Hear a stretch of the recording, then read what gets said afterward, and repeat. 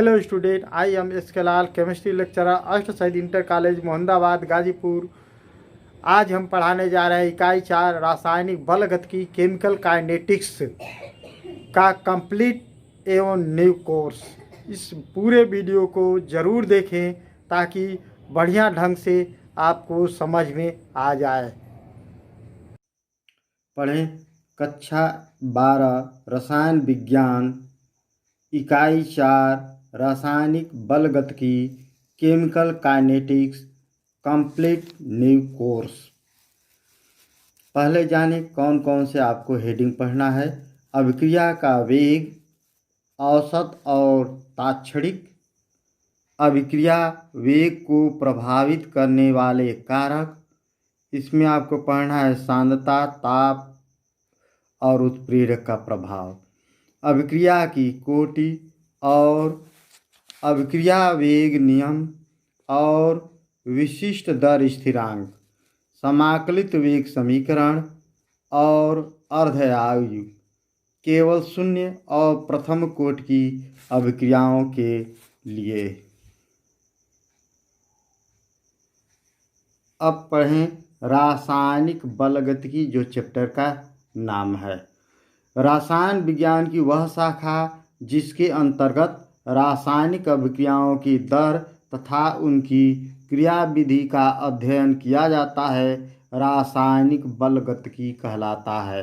अब पढ़ें अभिक्रिया का वेग, दर, रेट ऑफ रिएक्शन। इकाई समय में किसी अभिकारक या उत्पाद की सांद्रता में होने वाले परिवर्तन को रासायनिक अभिक्रिया का वेग या दर कहते हैं। सूत्र होता है अभिक्रिया का वेग या दर बराबर अभिकारक या उत्पाद की सांद्रता में परिवर्तन बटा परिवर्तन में लगा समय। अभिक्रिया का वेग या दर बराबर होता है डेल्टा सी बटा में डेल्टा टी, साल्ट सूत्र है। यदि अति सूक्ष्म समय अंतराल dt में अभिकारक की सांद्रता में कमी x होती है तो अभिक्रिया का वेग या दर बराबर होगा dx बटा में dt। अब पढ़ें अभिक्रिया की वेग का मात्रक। अभिक्रिया वेग का मात्रक mole litre inverse second inverse या mole litre inverse minute inverse होते हैं। यदि क्रियाकारी पदार्थ गैसीय अवस्था में हो तो अभिक्रिया वेग के मात्रक वायुमंडल सेकेंड इनवर्स या वायुमंडल मिनट इनवर्स होते हैं। पढ़ें अभिक्रिया का औसत वेग, एवरेज वेलोसिटी ऑफ रिएक्शन। किसी निश्चित समय अंतराल डेल्टा टी में अभिकारक R या उत्पाद P की सांद्रता में हुए परिवर्तन की दर को अभिक्रिया का औसत वेग कहते हैं। औसत अभिक्रिया वेग को RAV के द्वारा व्यक्त करते हैं। औसत वेग बराबर माइनस अभिकारक की सांद्रता में परिवर्तन बटा में परिवर्तन में लगा समय, या RAV बराबर माइनस डेल्टा R की सांद्रता बटा में डेल्टा T, या औसत वेग बराबर उत्पाद की सांद्रता में परिवर्तन बटा में परिवर्तन में लगा समय। यहाँ पर प्लस उत्पाद के लिए प्लस लगता है क्योंकि उत्पाद बनता है, और अभिकारक के औसत वेग के लिए माइनस लगता है क्योंकि अभिकारक विलुप्त होता है तो उत्पाद बनता है। तो विलुप्त होना है इसलिए माइनस, और उत्पन्न होता है तो इसलिए प्लस। अब देखें यह RAV बराबर उत्पाद की सांद्रता में परिवर्तन बटा में डेल्टा टी। यहाँ कैपिटल R एवं कैपिटल P की क्रमशः अभिकारकों एवं उत्पादों की सांद्रता में परिवर्तन है। यहाँ माइनस चिन्ह समय के साथ अभिकारक की सांद्रता में कमी को और प्लस चिन्ह समय के साथ उत्पाद की सांद्रता में वृद्धि को प्रदर्शित करता है। माना कोई रासायनिक अभिक्रिया निम्न प्रकार होती है। R एरो P, यह अभिक्रिया स्थिर आयतन और ताप पर होती है।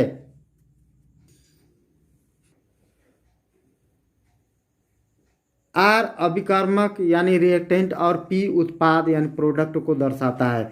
यदि T1 व T2 समय पर अभिकारक और उत्पाद की सांद्रताएं R1 P1 R2 P2 हो तो डेल्टा T बराबर T2 minus T1, delta R की सांद्रता बराबर R2 माइनस R1 की सांद्रता। यहाँ पर प्रोडक्ट की सांद्रता में परिवर्तन बराबर P2 की सांद्रता माइनस P1 की सांद्रता। अतः अभिकारक के सापेक्ष अभिक्रिया का औसत वेग RAV बराबर माइनस डेल्टा R की सांद्रता बटा में डेल्टा T। समीकरण नंबर 1। तथा उत्पाद के सापेक्ष अभिक्रिया का औसत वेग RAV बराबर उत्पाद की सांद्रता में परिवर्तन बटा में डेल्टा T। यहाँ डेल्टा P उत्पाद की सांद्रता में परिवर्तन है, इसलिए प्लस लगा है। उपयुक्त व्यंजकों में बड़े कोष्ठक का उपयोग मोलर सांद्रता को व्यक्त करने के लिए किया गया है। उपयुक्त अभिक्रिया में R की सांद्रता में कमी तथा P की सांद्रता में वृद्धि हो रही है, अर्थात R धीरे धीरे विलुप्त होता है तथा P बनता जाता है। इस आधार पर औसत वेग को निम्न प्रकार से व्यक्त कर सकते हैं। अतः R के विलुप्त होने का औसत वेग RAV बराबर माइनस डेल्टा R की सांद्रता बटा में डेल्टा T तथा P के बनने का औसत वेग RAV बराबर डेल्टा P की सांद्रता बटा में डेल्टा T। औसत वेग को RAV लिखते हैं। औसत वेग RAV बराबर माइनस अभिकारक की सांद्रता में परिवर्तन बटा में डेल्टा T बराबर उत्पाद की सांद्रता में परिवर्तन बटा में डेल्टा T। उदाहरण नंबर 1 देखें। इसी प्रकार अभिक्रिया aero 2B के लिए A के विलुप्त होने का औसत वेग RAV बराबर माइनस अभिकारक की सांद्रता में परिवर्तन बटा में डेल्टा T तथा B के बनने का औसत वेग RAV बराबर उत्पाद की सांद्रता में परिवर्तन बटा में डेल्टा T। उत्पाद की सांद्रता में परिवर्तन बटा में डेल्टा T धनात्मक तथा ये विलुप्त होने वाला अभिकारक के लिए ऋणात्मक होता है। अभिक्रिया की रस समीकरण मिति के अनुसार माइनस अभिकारक की सांद्रता में परिवर्तन बटा में डेल्टा T बराबर 1/2 उत्पाद की सांद्रता यानी B की सांद्रता में परिवर्तन बटा में डेल्टा T। 1/2 इसलिए है क्योंकि B के 2 मोल है, यह बटा में हो जाते हैं। अब देखें उदाहरण नंबर 2। एक सामान्य अभिक्रिया के लिए N1A plus N2B arrow M1C plus M2D में A के विलुप्त होने का औसत वेग RAV बराबर माइनस अभिकारक की सांद्रता में परिवर्तन बटा में डेल्टा T। B के विलुप्त होने का औसत वेग RAV बराबर माइनस व डेल्टा B की सांद्रता बटा में डेल्टा T। C के बनने का औसत वेग RAV बराबर डेल्टा C की सांद्रता बटा में डेल्टा T। इसी प्रकार D के बनने का औसत वेग RAV बराबर डेल्टा D की सांद्रता बटा में डेल्टा T। अभिक्रिया की रस समीकरण मिति के अनुसार औसत वेग RAV बराबर माइनस 1/N1 A की सांद्रता में परिवर्तन बटा में डेल्टा T बराबर माइनस 1/N2 B की सांद्रता में परिवर्तन बटा में डेल्टा T बराबर 1/M1 C की सांद्रता में परिवर्तन बटा में डेल्टा T बराबर 1/M2 D की सांद्रता में परिवर्तन बटा में डेल्टा T। यहाँ प्रत्येक पद अभिक्रिया के औसत वेग को दर्शाता है। यहाँ देखें A के मोलों की संख्या N1 है, ये अभिकारक है इसलिए यहाँ पर 1/n1 लग गया है, और अभिकारक है इसलिए माइनस लग गया है। और बी के मोलों की संख्या N2 है, ये भी अभिकारक है इसलिए यहाँ पर भी माइनस लग गया अभिकारक के लिए, क्योंकि अभिकारक विलुप्त होता है और 1/N2 हो जाएगा मोलों की संख्या। और सी और डी बन रहा है, इसके मोलों की संख्या क्रमशः M1 एवं M2 है, तो इसके लिए देखें 1/M1 हो जाएगा और यह 1/M2, इसका मान धनात्मक होंगे। उदाहरण नंबर 3 देखें। अभिक्रिया 2HI आयरो H2 प्लस I2 के लिए औसत वेग RAV बराबर -1/2 हाइड्रोजन आयन की सांद्रता में परिवर्तन बटा में डेल्टा टी। HI के मोलों की संख्या 2 है तो इसलिए -1/2 लग गया है, यानी अभिकारक के लिए औसत वेग RAV बराबर -1/2 इंटू HI की सांद्रता में परिवर्तन बटा में डेल्टा टी बराबर डेल्टा H2 की सांद्रता बटा में डेल्टा टी बराबर I2 की सांद्रता में परिवर्तन बटा में डेल्टा टी। उदाहरण 4 देखें। निम्न अभिक्रिया के लिए 5 ब्रोमाइड आयन एक्वियस है, यानी जलीय है, जल में घोला गया है इसलिए एक्वियस लिखा जाता है, plus BrO3 minus aqueous plus 6 hydrogen ion aqueous arrow 3Br2 aqueous plus 3H2O यह लिक्विड है। इसके लिए औसत वेग RAV बराबर -1/5 ब्रोमाइड आयन की सांद्रता में परिवर्तन बटा में डेल्टा टी बराबर माइनस BrO3 माइनस की सांद्रता में परिवर्तन बटा में डेल्टा टी बराबर -1/6 डेल्टा हाइड्रोजन आयन की सांद्रता बटा में डेल्टा टी बराबर 1/3 Br2 की सांद्रता में परिवर्तन बटा में डेल्टा टी बराबर 1/3 H2O की सांद्रता में परिवर्तन बटा में डेल्टा टी। यहाँ पर H2O के 3 अणु है इसलिए 1/3, प्रोडक्ट है इसलिए धनात्मक। Br2 भी 3 अणु बन रहे हैं इसलिए 1/3, प्रोडक्ट है इसलिए यह भी धनात्मक होगा। और हाइड्रोजन आयन अभिकारक है, विलुप्त होता है इसलिए -1/6, हाइड्रोजन 6 है तो इसलिए 1/6, और BrO3 एक ही है और 5 ब्रोमाइड आयन है तो इसलिए -1/5 लगा है। अब पढ़ें तात्क्षणिक वेग इन इंस्टैंटेनियस वेलोसिटी। किसी निश्चित समय क्षण पर अभिकारक या उत्पाद की सांद्रता में होने वाले परिवर्तन की दर को उस अभिक्रिया का तात्क्षणिक वेग कहते हैं। इसे RINST के द्वारा प्रदर्शित किया जाता है। तात्क्षणिक वेग अभिक्रिया का वास्तविक वेग कहलाता है। यदि अभिक्रिया के अभिकारक और उत्पाद की सांद्रता में परिवर्तन को डेल्टा C और परिवर्तन में लगने वाले समय को डेल्टा T माना जाए तो अभिक्रिया का औसत वेग RAV बराबर प्लस डेल्टा C बटा में डेल्टा T। अतः अभिक्रिया का तात्क्षणिक वेग RINST बराबर प्लस DC बटा में DT।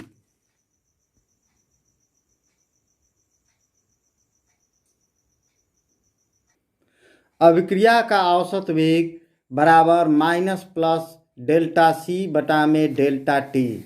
अवकलन की भाषा में अभिक्रिया का तात्क्षणिक वेग देखें, limit delta T आयरो 0 minus plus delta C बटा में डेल्टा T, या अभिक्रिया का तात्क्षणिक वेग बराबर प्लस DC बटा में DT। इसको हल करने पर ये DC बटा में DT आएंगे। यहाँ DT अनंत सूक्ष्म अंतराल और इस समय अंतराल में हुआ अनंत सूक्ष्म सांद्रता परिवर्तन डीसी है। अभिक्रिया के ताक्षणिक वेग को RINST द्वारा व्यक्त करते हैं।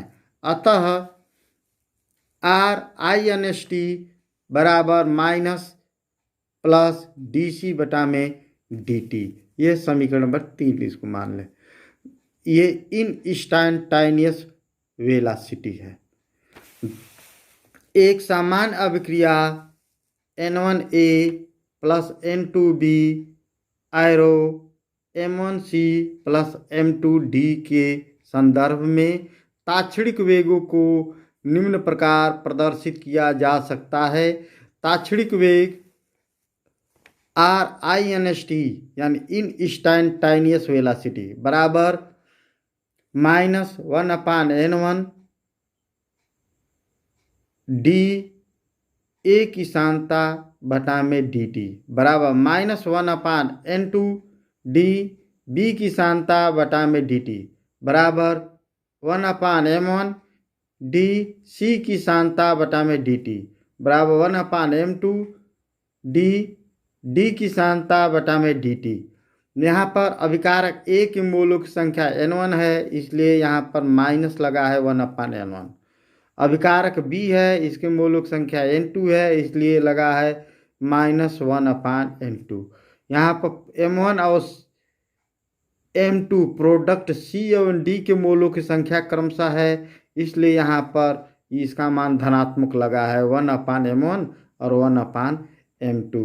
अब उदाहरण देखें।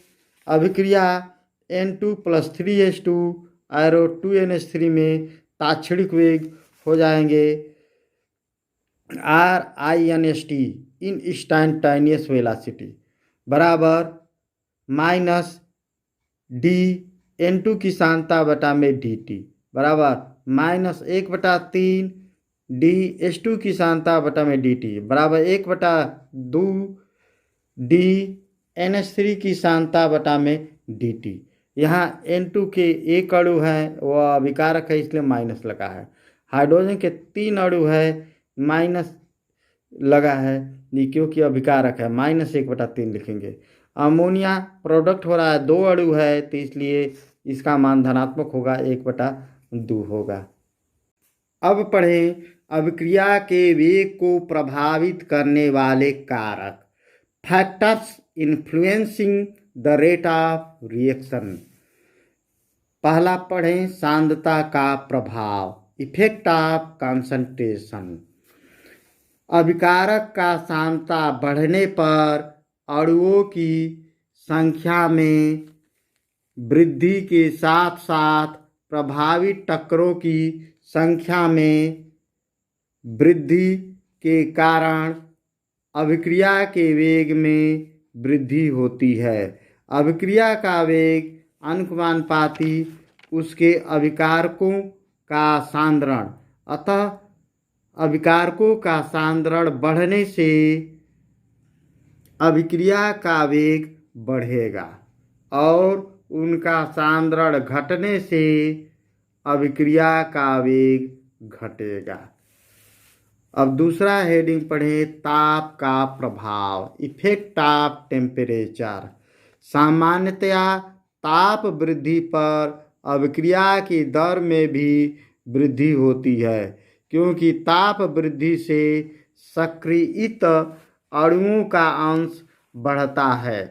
किसी अभिक्रिया के 10 डिग्री सेंटीग्रेड के अंतराल वाले 2 तापों पर वेग स्थिरांकों का अनुपात अभिक्रिया का ताप गुणांक कहलाता है, अर्थात ताप गुणांक म्यू बराबर T + 10 डिग्री सेंटीग्रेड पर बटा में T डिग्री सेंटीग्रेड पर बराबर K 35 डिग्री सेंटीग्रेड बटा में K 25 डिग्री सेंटीग्रेड।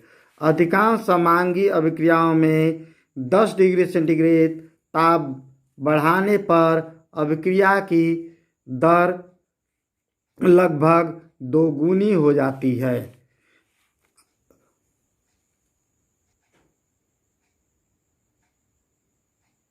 अब पढ़ें उत्प्रेरक का प्रभाव, इफेक्ट ऑफ कैटालिस्ट। उत्प्रेरक की उपस्थिति में सामान्यतया अभिक्रिया का वेग बढ़ जाता है, क्योंकि उत्प्रेरक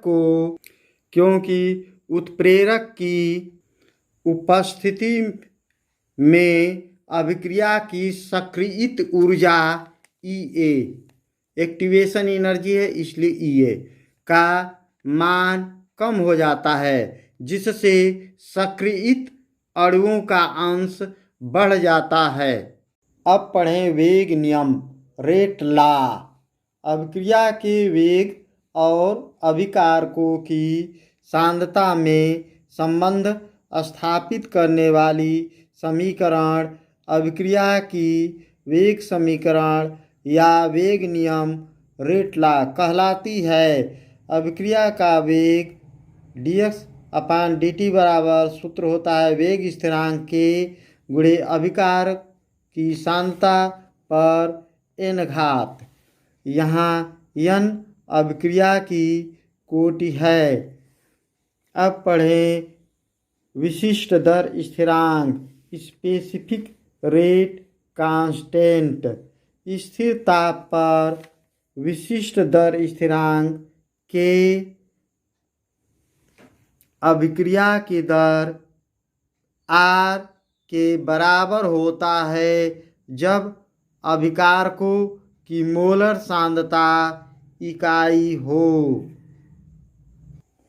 एक सामान्य अभिक्रिया A+B एरो उत्पाद के लिए द्रव्यानुपाती क्रिया के नियम से अभिक्रिया की दर R अनुपाती A की सक्रिय द्रव्यमान पर n घात गुणे B की सक्रिय द्रव्यमान पर m घात।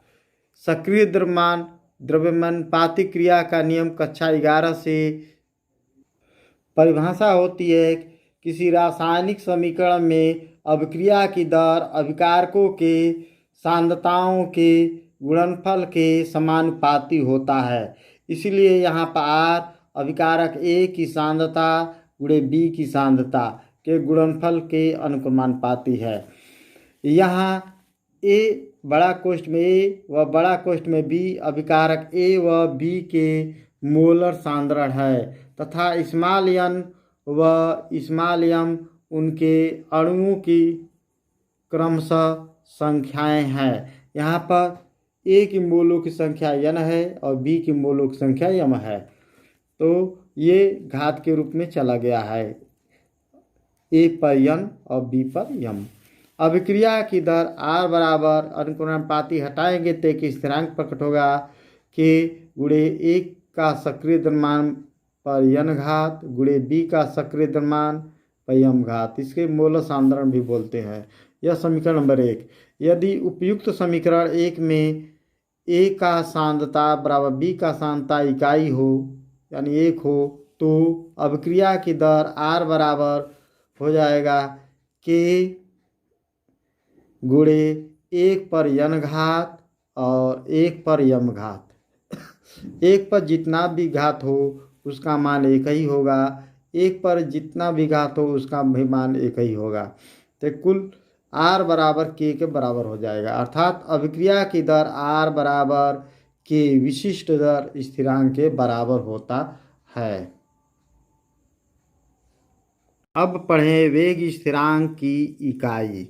वेग स्थिरांक का मात्रक बराबर मोल लीटर इनवर्स 1 - n समय इनवर्स, समय की जगह पर सेकेंड इनवर्स, मिनट इनवर्स, घंटा इनवर्स या वर्ष इनवर्स ले सकते हैं, या मात्रक बराबर वायुमंडल 1 - n घात है सेकेंड इनवर्स।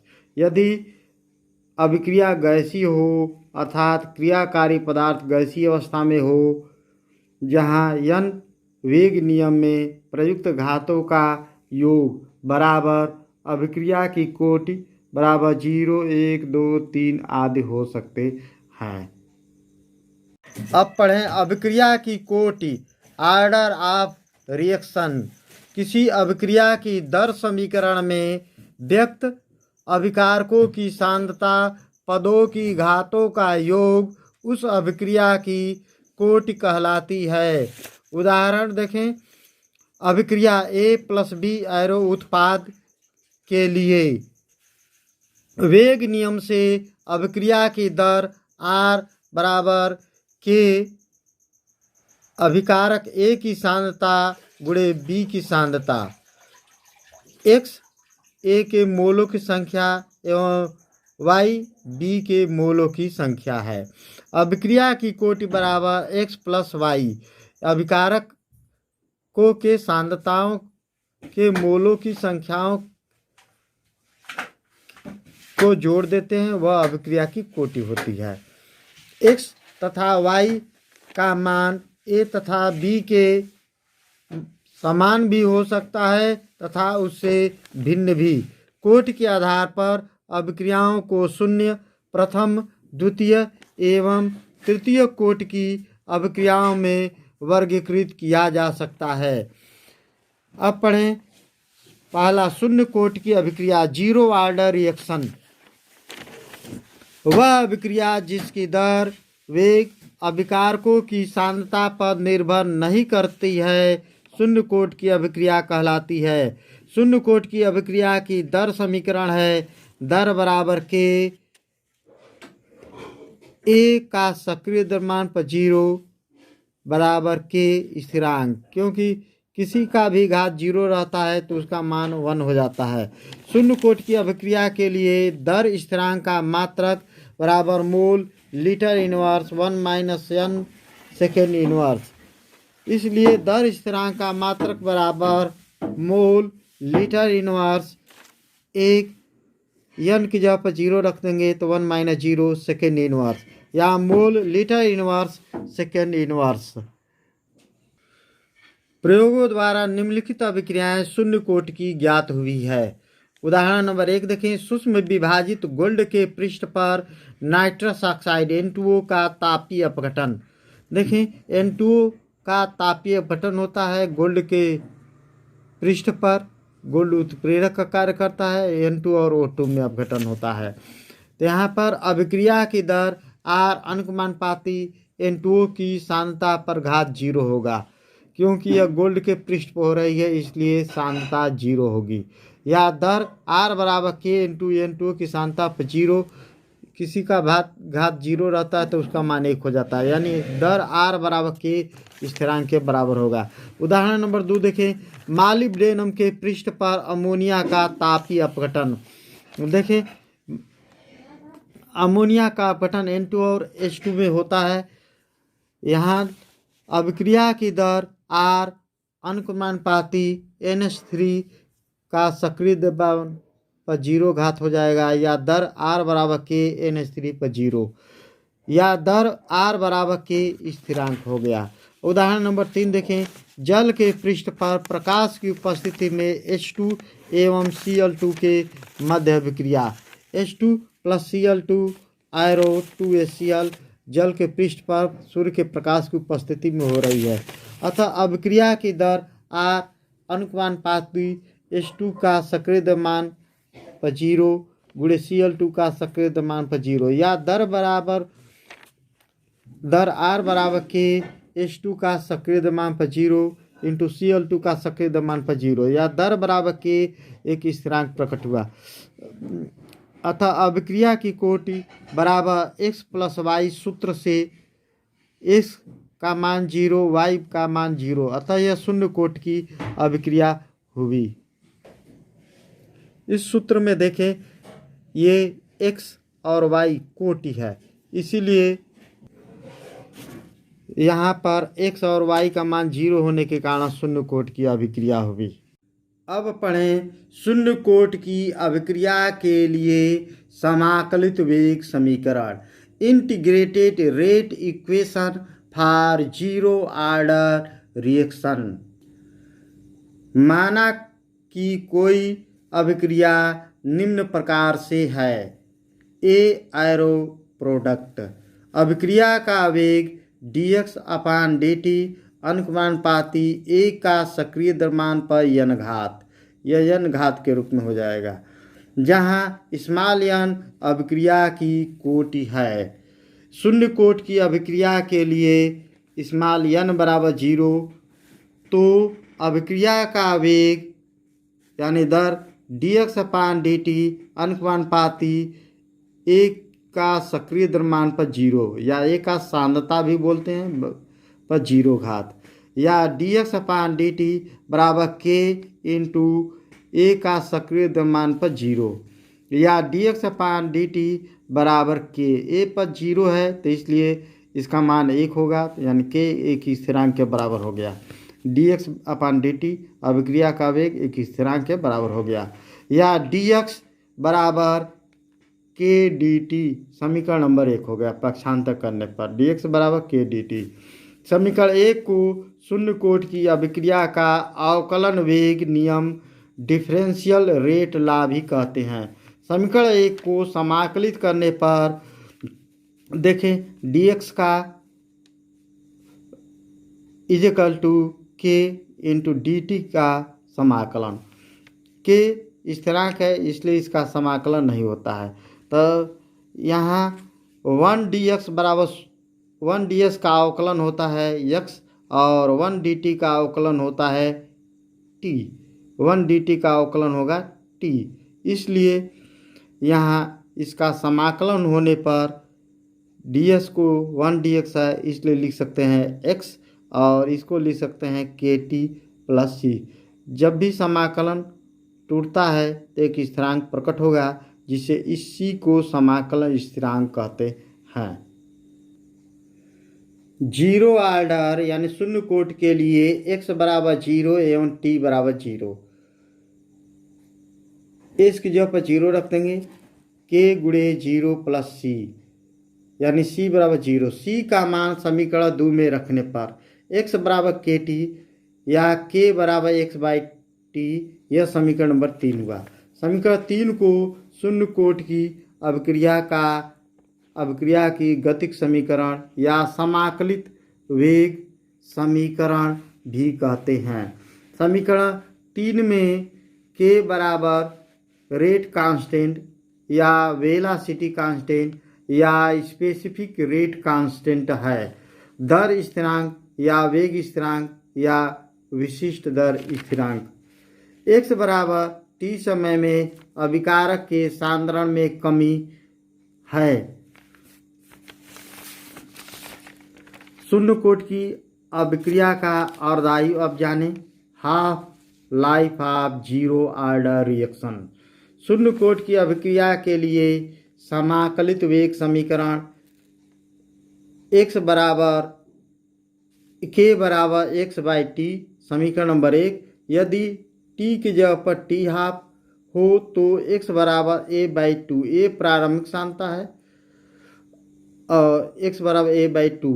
अर्धायु काल की परिभाषा के अनुसार k बराबर a/2 बटा में t हाफ या t हाफ बराबर a बटा में 2k, यह समीकरण नंबर 2।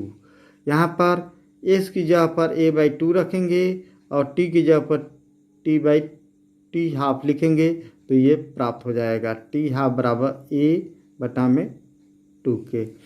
इसमें k तथा 2 स्थिरांक है अतः 1/2k भी एक स्थिरांक होगा, इसलिए अर्धायु अनुपाती a क्या है? प्रारंभिक सांद्रता। अतः शून्य कोट की अभिक्रिया की अर्धायु काल उसके अभिकारक के प्रारंभिक सांद्रता के समानुपाती होता है। अब पढ़ें प्रथम कोट की अभिक्रिया के लिए समाकलित वेग समीकरण की स्थापना। Derivation of integrated velocity equation for first order reaction. वह अभिक्रिया जिसकी दर एक अभिकारक की सांद्रता की प्रथम घात के समानुपाती होती है प्रथम कोट की अभिक्रिया कहलाती है। माना कोई प्रथम कोट की अभिक्रिया है तथा स्मॉल a मोल प्रति लीटर अभिकारक की सांद्रता है a arrow b plus c। प्रारंभ में सांद्रता a के स्मॉल a अभी कुछ भी नहीं बना है तो b 0 और c 0 है। टी समय पश्चात यानी कुछ समय बीतने के पश्चात बी के एक्स मोल बन रहे हैं और सी के भी एक्स मोल बन रहे हैं, तो अभिकारक ए की सांद्रता में कमी एक्स की हो रही है, तो इसका टी समय पश्चात अभिकारक ए की सांद्रता होगी ए माइनस एक्स होगी। यानी टी समय पश्चात अभिक्रिया के वेग का व्यंजक dx/dt बराबर k इंटू ए माइनस एक्स, समीकरण नंबर 1, अथवा dx/a माइनस एक्स बराबर k dt। a minus x इधर कर दें, dt को उधर पक्षांतर कर दें। उपरोक्त समीकरण का समाकलन यानी इंटीग्रेशन लेने पर देखें dx/a माइनस एक्स का और k, अब देखें d2 का इंटीग्रेशन लेने पर k स्थिरांक है इसलिए इसका समाकलन नहीं होता है। अब समीकरण 2 का समाकलन करने पर आएगा माइनस लाग ई बेस है a minus x is equal to k t minus log e base है a लाग ए, के टी बराबर लाग a/a माइनस एक्स ई बेस है, या के टी बराबर 2.303 लाग a/a माइनस एक्स, क्योंकि लाग ई ये बराबर हो जाएगा 2.303 लाग, ये आधार 10 पर। या के बराबर हो जाएगा 2.303 बटा में टी लाग a/a माइनस एक्स, समीकरण नंबर 3 हो गया। यहाँ a प्रारंभिक सांद्रता a माइनस एक्स टी समय पश्चात सांद्रता के वेग स्थिरांक टी समय है एक्स सांद्रता में कमी है। अब पढ़े प्रथम कोट की अभिक्रिया का अर्धआयु, half life of first order reaction. किसी पदार्थ की प्रारंभिक सांद्रता का आधा भाग क्षय होने में लगा समय उस पदार्थ की अर्ध आयु कहलाती है। इसे टी हाफ से प्रदर्शित करते हैं। माना कि प्रथम कोट की अभिक्रिया का वेग समीकरण है k बराबर 2.303 बटा में टी लाग a/a माइनस एक्स, समीकरण नंबर 1। समीकरण 1 में x के स्थान पर टी हाफ रखने पर x बराबर a/2 हो जाएगा, तो a माइनस एक्स बराबर a माइनस a/2 यानी a/2 हो जाएगा हल करने पर। वेग स्थिरांक k बराबर 2.303 बटा में टी हाफ लाग a/a/2, a माइनस एक्स की जगह पर आया है a/2 इसलिए रख दिए हैं।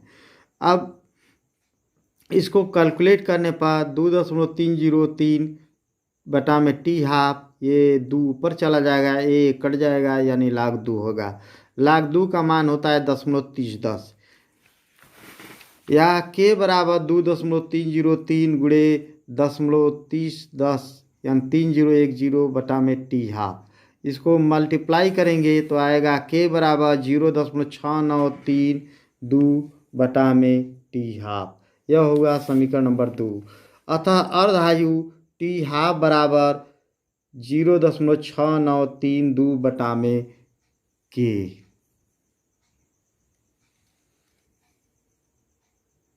अब पढ़े प्रथम कोट की अभिक्रिया, फर्स्ट ऑर्डर रिएक्शन। वह अभिक्रिया जिसकी दर एक अभिकारक की सांद्रता की प्रथम घात के समानुपाती होती है, प्रथम कोट की अभिक्रिया कहलाती है। उदाहरण देखें, PCl5 arrow PCl3 plus Cl2, इसके लिए दर बराबर K इंटू PCl5 की सांद्रता। बड़ा क्वेश्चन में PCl5 है तो सांद्रता है। उदाहरण नंबर 2 देखें, ये सुक्रोज का जल अपघटन है तो ग्लूकोज और फ्रक्टोज बनता है, दर बराबर K इंटू सुक्रोज की सांद्रता। जल अधिक मात्रा में रहता है, इसलिए जल की सांद्रता पर निर्भर नहीं करता है, इसलिए यह भी एक ही घात यानी प्रथम कोटि की अभिक्रिया हुई। वेग नियम के अनुसार दर बराबर के इंटू ए का सक्रिय द्रव्यमान यानी ए का मोलर सांद्रता, जहाँ स्थिरांक के बराबर वेग स्थिरांक बराबर विशिष्ट दर स्थिरांक।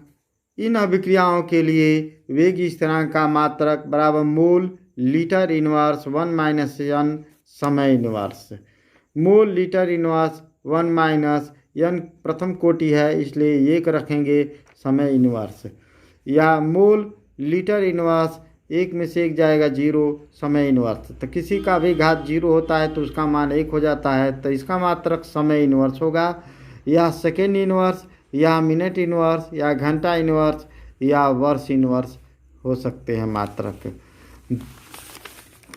तथा वेग स्थिरांक का व्यंजक के बराबर 2.303 बटा में टी लाख बड़ा कोष्ठ में ए पर 0 बटा बड़ा कोष्ठ में ए, यानी प्रारंभिक सांद्रता है और ये ए टी समय पश्चात सांद्रता है, या के बराबर 2.303 बटा में टी लाग ए अपान ए माइनस एक्स। ए क्या प्रारंभिक सांद्रता है और ए माइनस एक्स टी समय पश्चात सांद्रता है, या के बराबर 2.303 बटा में टी लाग V0 बटा में VT। V0 क्या है? प्रारंभिक आयतन है, और VT क्या है? टी समय पश्चात आयतन है। यहाँ ए प्रारंभिक सांद्रता, ए माइनस एक्स टी समय पश्चात सांद्रता, V0 प्रारंभिक आयतन, VT टी समय पश्चात आयतन है। अब पढ़ें अभिक्रिया की आणविकता, मॉलिक्यूलरिटी ऑफ रिएक्शन। किसी संतुलित रासायनिक समीकरण में भाग लेने वाले अभिकारकों के कुल अणुओं की संख्या अभिक्रिया की आणविकता कहलाती है। आणविकता के आधार पर अभिक्रियाओं को एकाणुक यानी यूनिमॉलिक्यूलर, द्विअणुक यानी बाइमॉलिक्यूलर, त्रिअणुक ट्राइमॉलिक्यूलर के रूप में परिभाषित कर सकते हैं। पहला उदाहरण देखें, एकाणुक अभिक्रिया H2A2 arrow H2O plus half H2। H2O2 अभिकारक है, H2O प्लस हाफ O2 उत्पाद है। तो यहाँ अभिकारक के अणुओं से की संख्या से मतलब है। H2O2 के एक अणु है, इसलिए एक अणुक अभिक्रिया है। उदाहरण नंबर 2 देखें, द्विअणुक अभिक्रिया में 2HI arrow H2 plus I2। Hydrogen iodide का वियोजन होता है तो हाइड्रोजन और आयोडीन बनते हैं। यहाँ पे HI के 2 अणु भाग ले रहे हैं, इसलिए यह द्विअणुक अभिक्रिया है। त्रिअणुक अभिक्रिया के लिए उदाहरण देखें, 2NO plus O2 arrow 2NO2। यहाँ पर नाइट्रिक ऑक्साइड के 2 अणु और ऑक्सीजन के 1 अणु यानी अभिकारक के कुल 3 अणु भाग ले रहे हैं, इसलिए यह त्रिअणुक अभिक्रिया कहलाती है। अब पढ़ें छद्म या आभासी एकाणुक अभिक्रियाएं। वे अभिक्रियाएं जिनकी कोटि 1 परंतु आणविकता 1 से अधिक होती है, छद्म या आभासी एकाणुक अभिक्रियाएं कहलाती है। इस प्रकार की अभिक्रियाओं में एक अभिकारक आधिक्य में होता है। उदाहरण देखें, सुक्रोज का जल अपघटन में सुक्रोज ये जल और ये ग्लूकोज और फ्रक्टोज बनते हैं। देखें, ये सुक्रोज के 1 अणु और जल के 1 अणु, कुल 2 अणु है, आणविकता तो 2 है, लेकिन कोटि 1 होगी क्योंकि कोटि जल की सांद्रता पर निर्भर नहीं करता है, जल अधिक मात्रा में रहता है। इस अभिक्रिया की आणविकता 2 तथा कोटि 1 है क्योंकि जल आधिक्य में होता है तथा दर निर्धारक पद में भाग नहीं लेता है। दर बराबर हो जाएगा के सुक्रोज की सांद्रता। अब कक्षा 12 रसायन विज्ञान इकाई 4 रासायनिक बल गतिकी से न्यूमेरिकल अर्थात कुछ सवाल देखें। सवाल नंबर 1, एक प्रथम कोटि की अभिक्रिया की अर्धायु 600 सेकेंड है, इसका वेग स्थिरांक ज्ञात कीजिए। यह 2019 में पूछा भी गया है सवाल। अब इसका हल जाने। प्रथम कोटि की अभिक्रिया के लिए वेग स्थिरांक के बराबर 0.693 बटा में अर्धायु सूत्र होता है। 0.693 बटा में अर्धायु 600 सेकेंड है, भाग देने में आएगा 1.37 गुणे 10⁻³ सेकेंड आएगा। अब सवाल नंबर 2 जाने। शून्य कोटि की अभिक्रिया के लिए वेग नियतांक का मात्रक ज्ञात कीजिए। यह भी क्वेश्चन 2020 और 19 में पूछा हुआ सवाल है। अब इसका हल जाने। वेग स्थिरांक यानी वेग नियतांक k का मात्रक बराबर मोल लीटर इनवर्स 1 - n समय इनवर्स सूत्र होता है। इस सूत्र के आधार पर n के स्थान पर 0 रख लेंगे, क्योंकि शून्य कोटि की अभिक्रिया के लिए n बराबर 0 होता है। इसलिए k का मात्रक मोल लीटर इनवर्स 1 - n की जगह पर 0 रख देंगे। समय inverse equal to m mole litre inverse समय इनवर्स, ये इसका आंसर होगा। अब सवाल नंबर 3 जाने। एक प्रथम कोटि की अभिक्रिया की अर्ध आयु 4 मिनट है तो 99.9% अभिक्रिया कितने समय में पूर्ण हो जाएगी। यह भी क्वेश्चन 2019 में पूछा हुआ सवाल है। अब इसका हल जाने। प्रथम कोटि की अर्ध आयु के लिए वेग स्थिरांक के बराबर होता है सूत्र 0.693 बटा में t½ 0.693 बटा में ये अर्ध आयु 4 मिनट है, इसलिए 4 से भाग देंगे, आएगा 0.173 मिनट इनवर्स, इसका आंसर आएगा। क्वेश्चन नंबर 4 देखें। अभिक्रिया की कोटि से आप क्या समझते हैं। शून्य कोटि की अभिक्रिया के लिए वेग स्थिरांक का मान तथा मात्रक ज्ञात कीजिए। यह भी कई बार पूछा गया है। 2010, 11, 12, 14, 2020 में भी पूछा गया है। अब इसका हल जाने। अभिक्रिया की कोटि। किसी अभिक्रिया की दर समीकरण में व्यक्त अभिकारकों के सांद्रता पदों की घातों का योग उस अभिक्रिया की कोटि कहलाती है। उदाहरण देखें। H2 + Cl2 arrow 2HCl। यह अभिक्रिया जल के पृष्ठ पर सूर्य के प्रकाश की उपस्थिति में होती है। Hν यानी सूर्य का प्रकाश, जिसे फोटॉन भी बोलते हैं।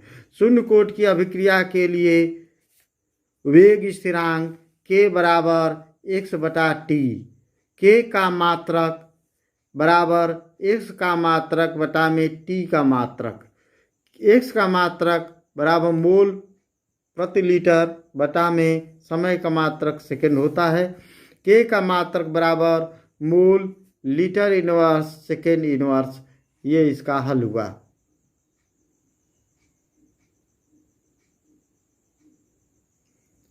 अब सवाल नंबर 5 जाने। सिद्ध कीजिए। सवाल नंबर 5 जाने।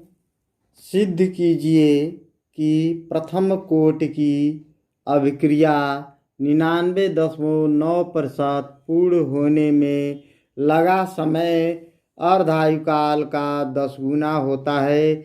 ये सवाल 2019 और 20 में पूछे गए सवाल है। अब इसका हल जाने।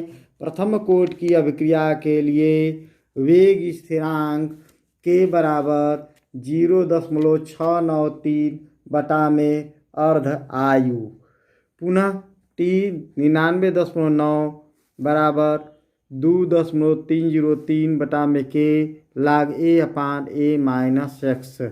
a बराबर 100 तो a-x बराबर 100 - 99.9 बराबर 0.1। t 99.9 बराबर 2.303 बटा में k log a/a-x। यहाँ पर t की जगह पर t 99.9 रखा गया है, क्योंकि t 99.9% पूर्ण हो चुका है। अब कैलकुलेट करने पर 2.303 बटा में k का मान रख देंगे अर्धायु वाला 0.693 बटा में अर्धायु, लाग a का मान प्रारंभिक मात्रा 100 माने हैं तो 100 रखेंगे, बटा में a-x 0.1 आया है तो ये रखेंगे। तो इसको हल करने पर आएगा 2.303 बटा में 10.693। अर्धायु ये नीचे है, ऊपर चला जाएगा, गुणे log 1000, 100 बटा में 10.1 यानी 1000 होगा। log 1000 का मान 3 होगा, आगे रखेंगे और 99.9 बराबर 3.32 गुणे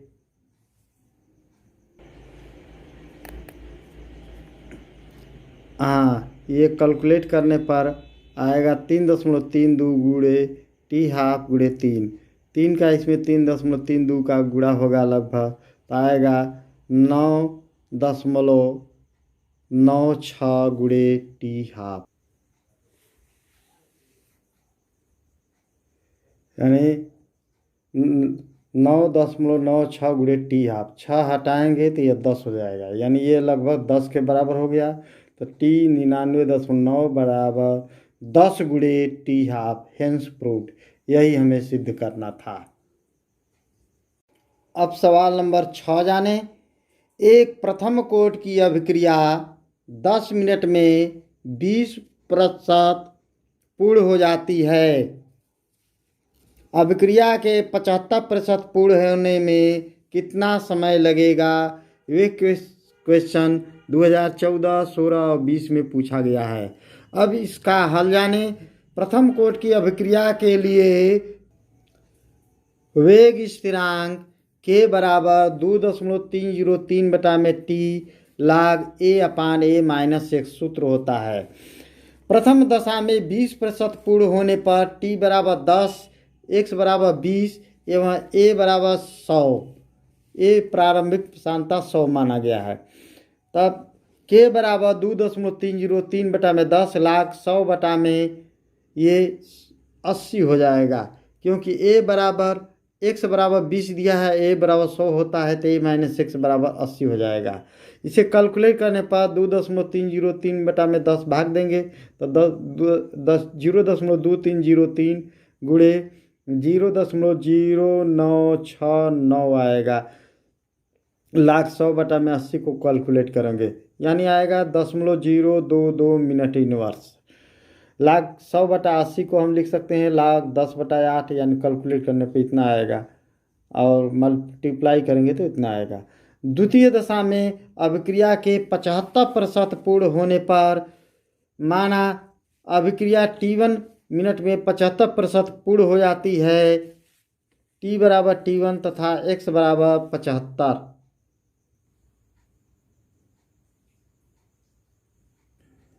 कैलकुलेट करें। k बराबर 2.303 बटा में T1 log 100 बटा में 100 माइनस 75 बराबर 2.303 बटा में T1 log 100 बटा में 25। log 100 बटा में 25 को log 4 लिख सकते हैं, यानी log 4 को भी हम लिख सकते हैं log 2 पर 2 घात, यानी 2 log 2 हो जाएगा।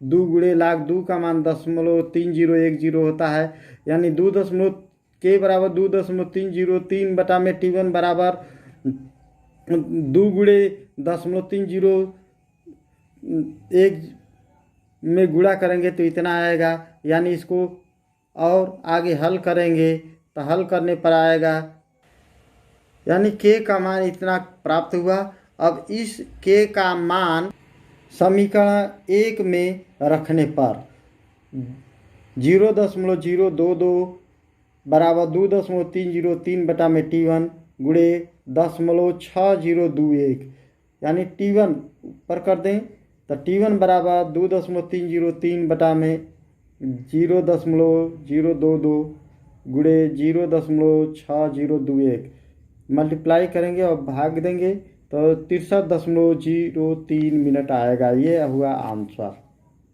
यदि यह वीडियो आपको पसंद आए तो इसे ज़रूर लाइक कीजिए, और अभी तक आप सब्सक्राइब नहीं किए हैं तो इसे सब्सक्राइब भी कर दीजिए, ताकि जो भी पढ़ाया जाए उसका मैसेज भेजने पर आपके यहाँ अपलोड करने पर शीघ्र पहुँचे। थैंक्स।